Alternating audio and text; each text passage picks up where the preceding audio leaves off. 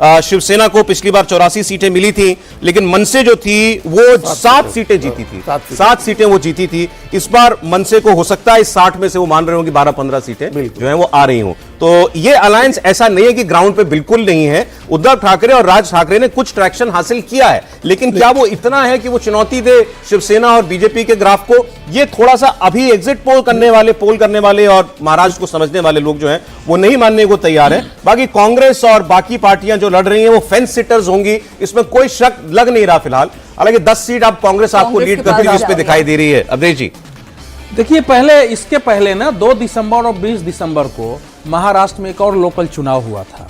उसमें आप देखिए नगर पंचायत के चुनाव हुए थे, उसमें 288 शहरी निकायों के थे, 246 नगर परिषद, 42 नगर पंचायत के। अब आपको जो रिजल्ट था 218 में से 215 महायुति ने जीता था, 75% जीता था, जिसमें बीजेपी को 129, शिवसेना को 51, एनसीपी को 35 सीटें मिली थी।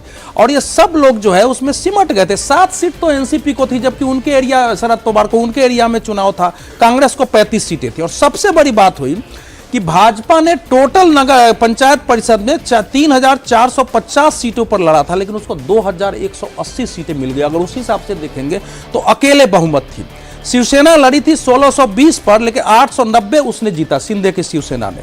लेकिन कांग्रेस ने 1980 सीटें लड़कर 495, 25% उसका स्ट्राइक रहा है।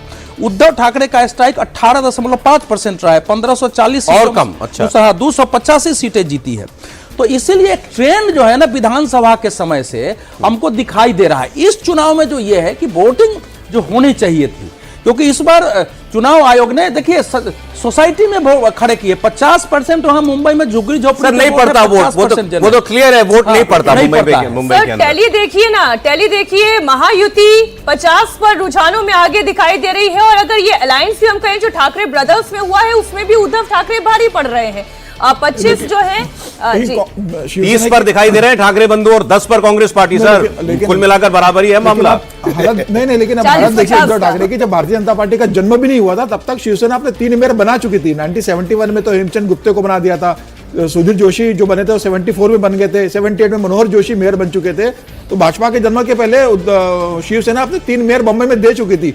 और उसके बाद भारतीय जनता पार्टी जब बनी 80 में, और प्रमोद महाजन ने जब बाला साहब ठाकरे के साथ गठबंधन किया, फिर 95 में पहली बार जब सरकार में आए, राज्य सरकार में, तब भी बड़े भाई की भूमि शिवसेना हमेशा रही थी बाला साहब ठाकरे के समय। और बीजेपी ने माना कि भाई बम्बई में शिवसेना का एक गढ़ है, अब उनको स्पेस दीजिए। महाराष्ट्र की पार्टी बना लिया बिल्कुल नहीं, ये अंडरस्टैंडिंग देखिए भाई, बंबई में शिवसेना बड़ी भाई की भूमिका रहेगी और बाकी महाराष्ट्र में बीजेपी बड़े भाई की भूमिका रहेगी। तो बीएमसी में हमेशा बीजेपी ने शिवसेना को बड़ा भाई माना। और जब 2004 से लेकर 2014 तक कांग्रेस की भी सरकार रही महाराष्ट्र के अंदर, लेकिन बीएमसी शिवसेना के पास रही थी।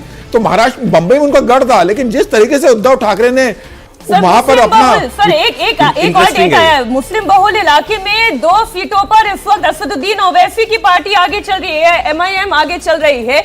क्या असदुद्दीन ओवैसी ने कांग्रेस को, उद्धव ठाकरे को, इन सबको नुकसान पहुंचाया? देखिए, वो पहले भी मिला था उनको नगर निगम में वहां सफलता मिली। हैदराबाद के बाहर जो पहली सफलता ओवैसी को मिली थी, वो लोकसभा भी उन्होंने महाराष्ट्र में जीती, नगर निगम में भी महाराष्ट्र में दर्ज की उन्होंने, विधायक भी बनाया, वो सांसद भाई पहला सांसद उनको वहीं से मिला। औरंगाबाद जो संभाजी नगर हो गया, वहीं से उनका पहला विधायक एमपी भी बना हैदराबाद के बाहर। तो उनको वहां ट्रैक्शन मिलता है, वोट मिलता है, वो सफलता कामयाबी भी मिलती है। लेकिन ये वैसी सीटें हैं जहां 50% से ज्यादा, 40% से ज्यादा मुस्लिम वोट है। वहां कोई ऐसा जोखिम नहीं होता है। वो एक तरफा जाकर के या तो ओवैसी को जिता दें या कांग्रेस को जिता दें।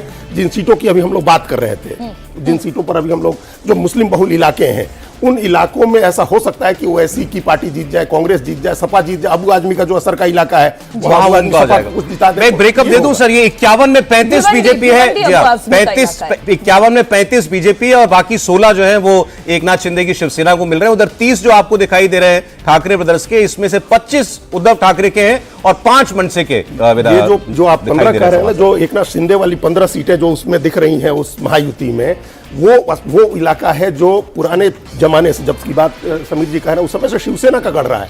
चाहे ये आप देखिएगा, अभी जब आएगा आपको अलग अलग इलाके आएंगे, जब दादर का इलाका हो या परेल का इलाका हो या शिवाजी नगर का इलाका हो, ये इलाके जब आएंगे, वर्ली का इलाका जहां से आदित्य ठाकरे एमएलए हैं, इन इलाकों में ये शिवसेना का पुराना और मराठी आबादी के इलाके हैं।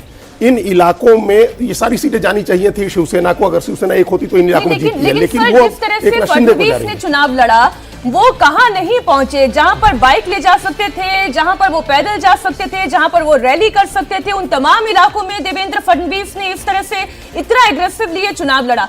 वैसा एग्रेसिवली उद्धव ठाकरे ने नहीं लड़ा, वैसे राज ठाकरे मैदान पर नहीं दिखाई दिए। कांग्रेस तो लगभग नदारद दिखाई दे रही थी। एक ही मैदान में दिखाई दिए थे, शिवाजी नगर में। वो एक ही मैदान था, वो जो कहना था वहीं से कह दिया एक रैली के अंदर। वहां उनको नैरेटिव पर चुनाव लड़ना था। उद्धव ठाकरे, राज ठाकरे को नैरेटिव पर चुनाव लड़ना